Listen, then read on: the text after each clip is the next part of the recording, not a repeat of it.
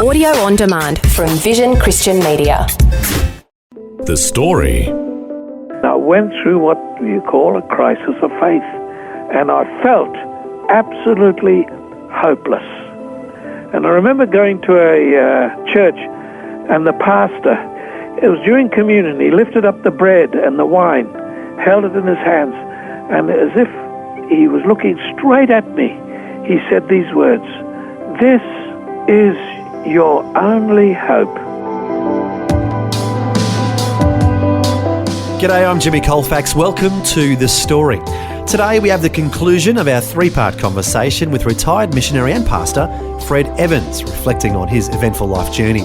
Last time we heard how he and his wife Betty served as missionaries in PNG for several years, and about the time they received some heartbreaking news after going through a series of troubling events on the mission field. Today, we'll hear about their return to Australia and how Fred goes on to serve as a pastor at a number of churches. We'll also hear how he was surprised to find himself one day suffering from depression. Once again, he's chatting with Shelley Scowen. You start to wonder where God is in it all. Absolutely. But you know, God is in it in a strange sort of way that we humans don't understand. His sovereign grace is still there with us, and he uses it for good. It's very hard to see that good, though, when you're carrying the body of your 7-day-old child on your lap in a Yes, ute. oh yes. And, so we had all these dramas happening at the same time. That would have been awful for you then. I mean, with a baby who had died, a wife who was in a very bad way, and I assume you still had to look after the two older children yourself as well. Well, fortunately, when you're with a mission society, you've got the missionaries all come together and support you. So we had missionaries who did care for the children. Now, a few decades on, I'm sure you still think about John Paul quite often? Strangely, it took me years to be able to do a baby dedication without breaking down in tears. Yes. That was one thing I noticed as a result of it. And today, even today, when I hear of parents that have lost a little child, I empathize and I understand exactly how they feel. For John Paul, when he died, I could make no sense out of it. I just could not make sense out of it. About 3 months later, one of our congregation had, one of the national ladies in our congregation lost a child through SIDS, through sudden infant death syndrome. Yeah. And she was distraught. She had no faith in God. She does, if there's a God of love, why? You know, the same old question and stories that people put up about the caring and grace of God. But she was without faith. And anyhow, I had to do the funeral. This was about 3 months after John Paul had died. So, unbeknownst to me, they had dug the grave right next to John Paul's grave. Really? Yes.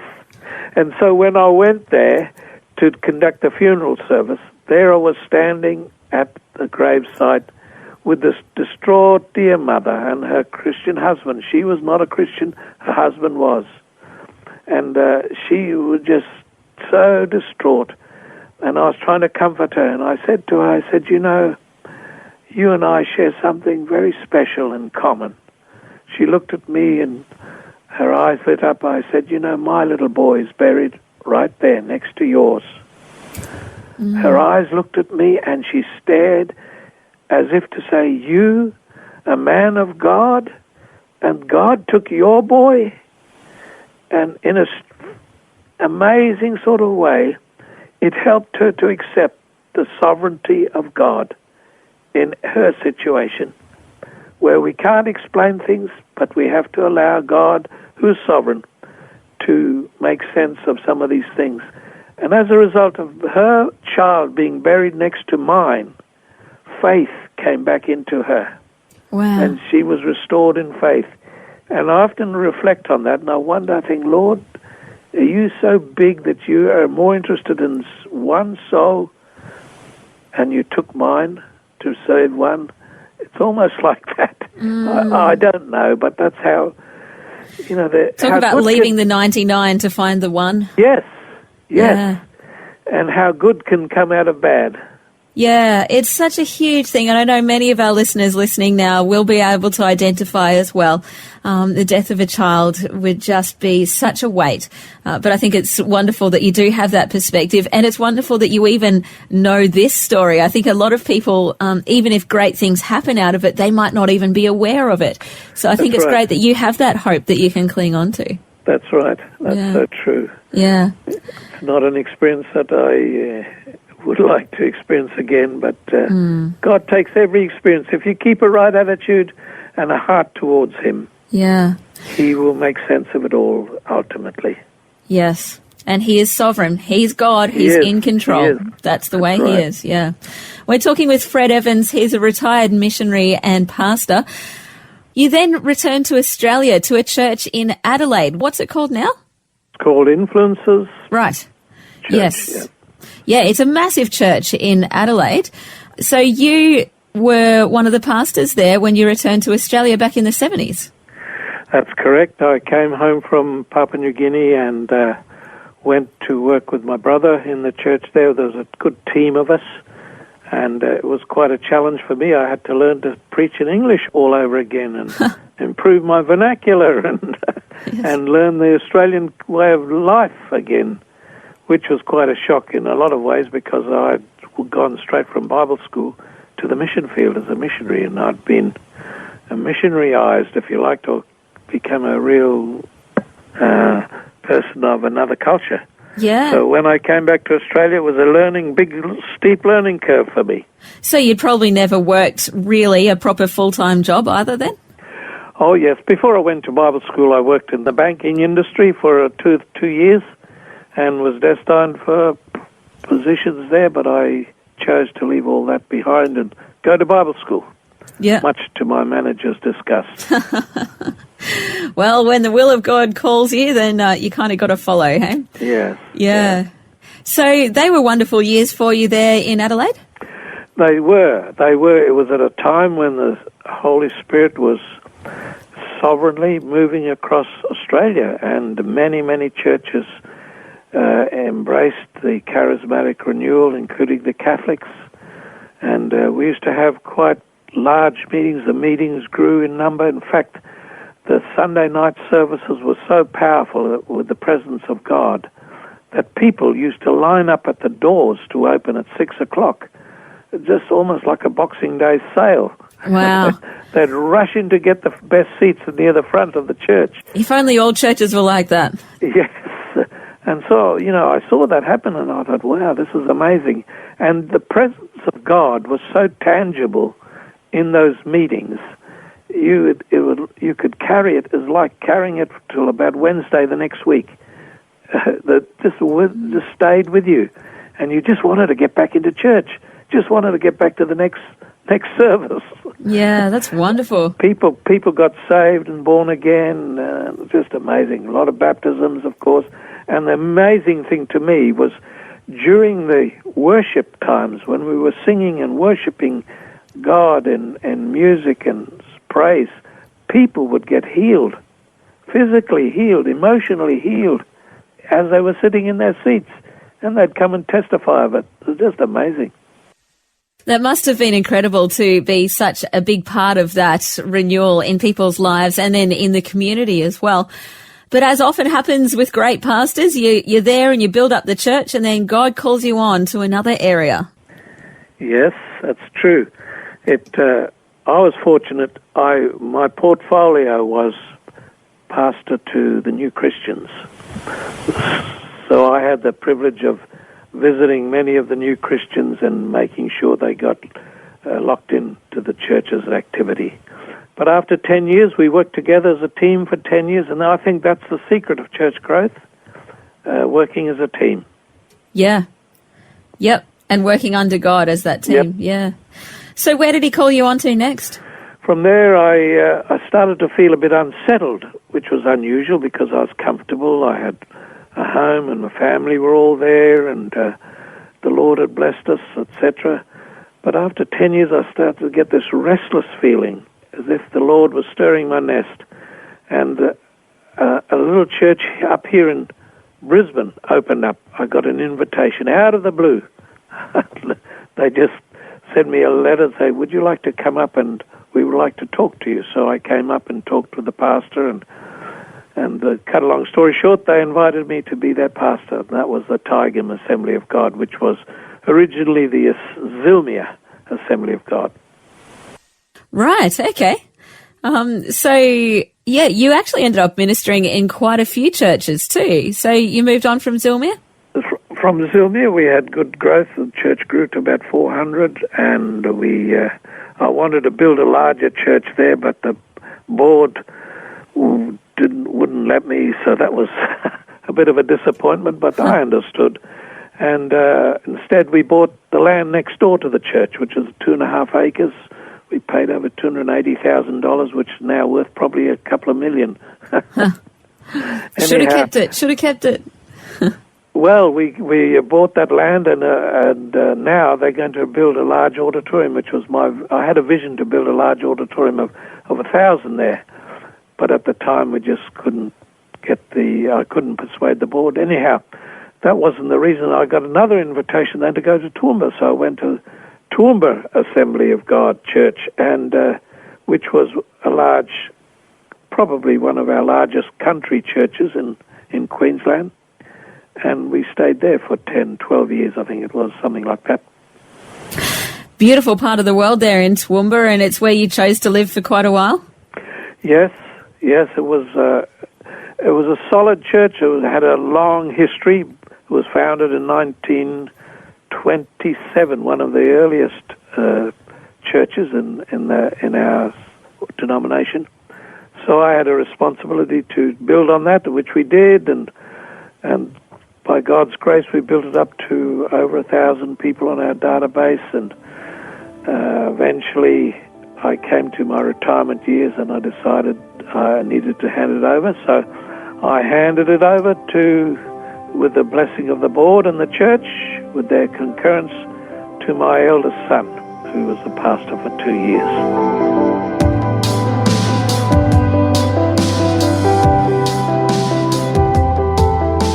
You're listening to The Story. Today, retired missionary and pastor Fred Evans is once again reflecting on his life journey and on his life as a pastor. Next, we'll hear about a crisis of faith he experienced and how he was surprised to find himself suffering from depression. That and more when we return. The Story. If this program has highlighted something you'd like prayer for, we'd love to pray for you. Call 1-800-PRAY-FOR-ME. That's 1-800-772-936. It's a free call. Or text 0401 132 888. Hi, I'm Jimmy Colefax, and this is The Story. We're back with the conclusion of retired missionary and pastor Fred Evans, sharing about his adventurous and eventful life journey. We've heard about his long career in ministry, serving as a missionary in PNG, and later as a pastor in several churches in Australia. Now we'll hear about the time when he was nearing retirement, that he found himself suffering from depression. I do admire the way that you made this decision of just wanting to retire when you were, I guess, for lack of a better term, at your peak, rather than, the powers that be coming and giving you a polite tap on the shoulder and saying, mate, you're getting too old, you need to step aside. I think it's lovely that you were very much aware of the fact that you were getting older and that you were consciously training up the next generation. Yes, I guess that was always in my mind, to prepare people for the next segment of the church's growth. Yeah.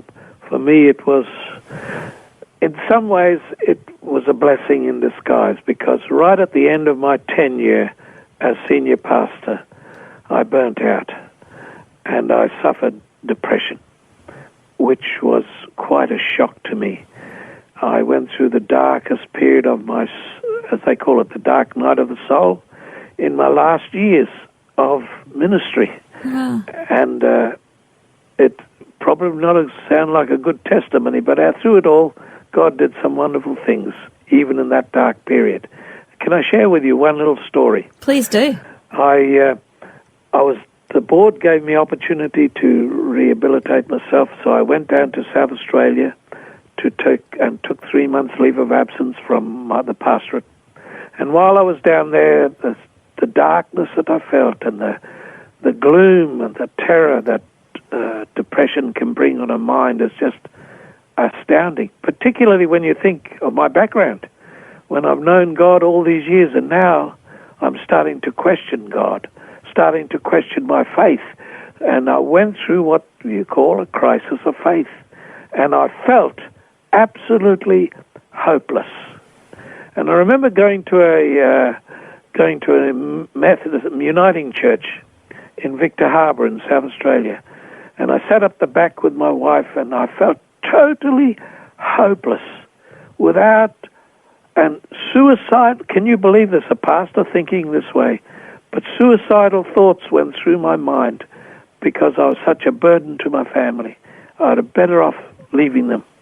That's how negative your mind can get when you're in depression. Yeah. Anyhow, I was sitting at the back of this church, and the pastor, dear pastor, he wasn't a very charismatic figure, but he was doing the job that God called him to, and it was during communion. He lifted up the bread and the wine, held it in his hands, and as if he was looking straight at me, he said these words, "This is your only hope." And the Spirit of God took those words, and the communion became a living reality to me. Yeah. The bread and the wine. And I took that bread in my hand, and I held it, and you know how it says in the Bible, this is my body which is broken for you. And I thought, Jesus, I'm taking you into my, even as I tell you now, the emotion of that moment grabbed me, and I realized that the significance of the value of Holy Communion. And that transformed me from that day to this. And I was walking through a supermarket.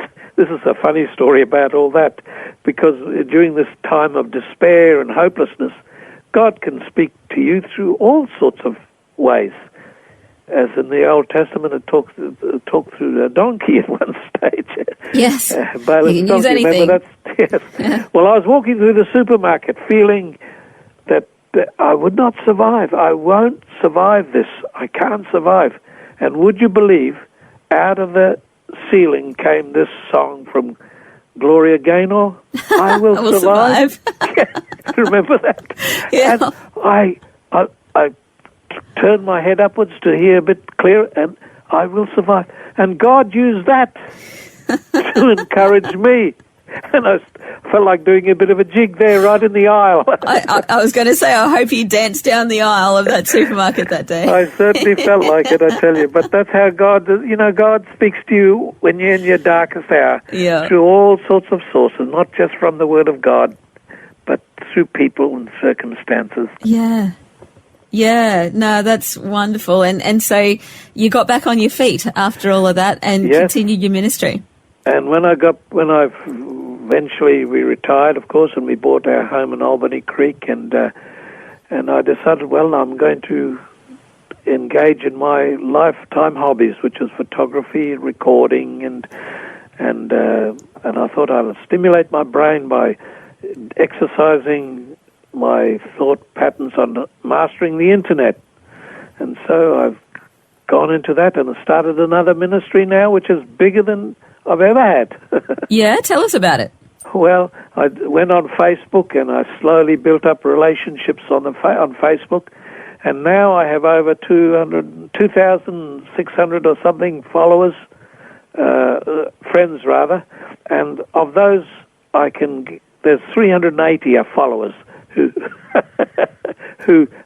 turn on to my Facebook channel all the time, or my Facebook page, and I use it to minister to them. I use it to show them how the church was years ago and how my experience, and I put up stuff from the internet, from YouTube, and things that I've recorded from years gone by, from the Clemzig days, from the Paradise days, from the Papua New Guinea days. I've got videos of all that stuff that I've digitalized and put on YouTube, on my YouTube channel, which has over videos now. You have really embraced the 21st century, haven't you? That's wonderful. I've tried. And just quickly, tell us about your Old Codgers group that you get together. Oh, quickly. Well, that's another little thing. A friend of mine was a pastor, and we used to meet for coffee, and I said, why don't we extend this to other pastors who are retired or finished their terms? So we did, and it's just grown. We just have coffee together at North Lake Shopping Centre on a Monday, and we just chat about all sorts of things. We sort out the world affairs, of course, and the politics and church life, but it's all done without a critical spirit. Yeah. We make sure, because some of the guys that come in are hurt, some of them are disillusioned, some of them have lost their way because they've, a lot of older men just don't know what to do. When they've come to the end of their working life, and they're a bit confused. So we've got some businessmen there. Most of them are pastors, are retired pastors, and we have great times of chatting of old times and good times and the future. And as I said, we sort out lots of things with a laugh on our face and a smile in our hearts. We're getting quite well known now at the coffee club up there. I'm sure, yes. And you can tell that you don't take yourselves too seriously when you call yourselves the Old Codgers. Yes, well, I purposely did that, although some people don't like it. And I say to them, look, Old Codgers is an endearing term for old men. And I want it because I think we older men need to accept the fact that we are older. Yeah. Because I often hear guys say, I'm not old. I said, well, you are. Just accept it and enjoy it, which we all do now. And embrace it, yes. Yes. I was in McDonald's the other day and saw some seniors there embracing the fact that they could get free coffees, and they were teasing us for the fact that we couldn't because they're seniors.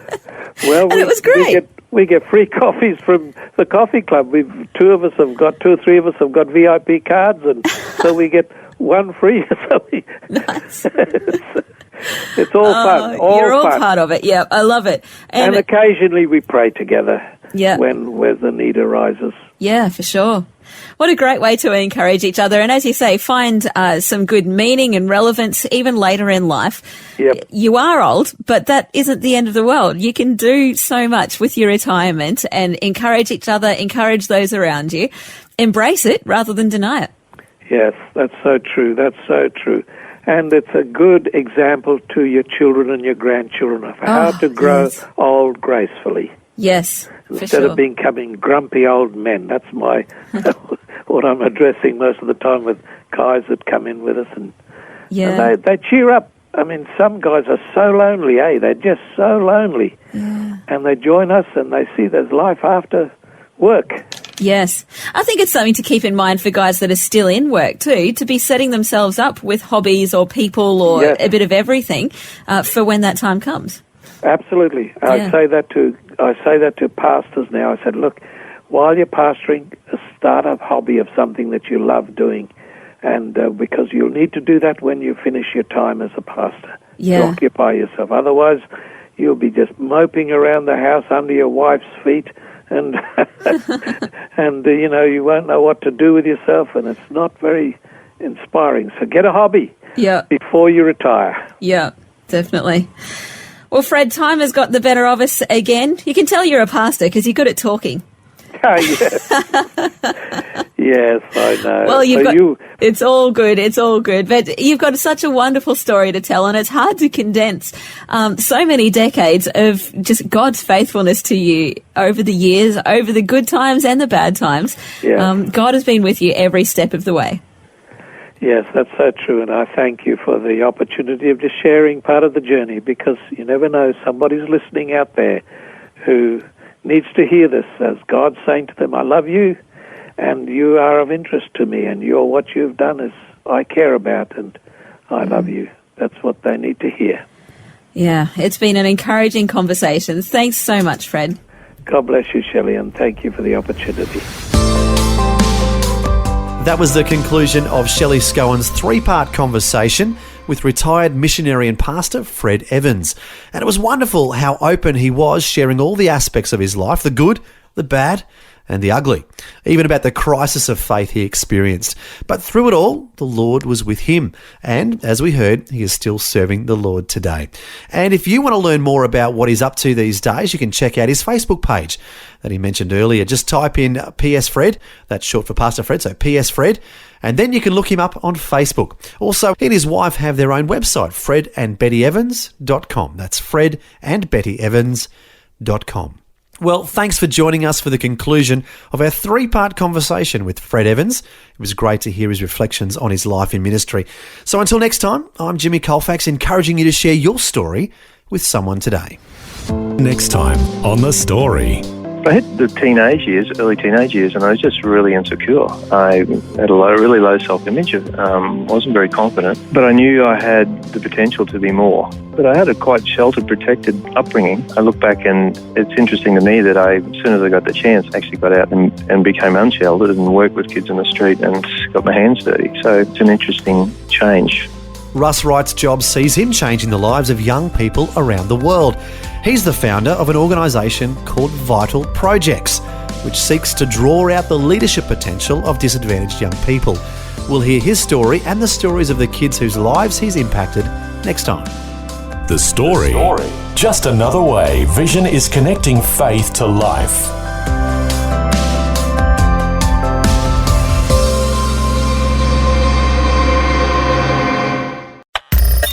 Thanks for taking time to listen to this audio on demand from Vision Christian Media. To find out more about us, go to vision.org.au.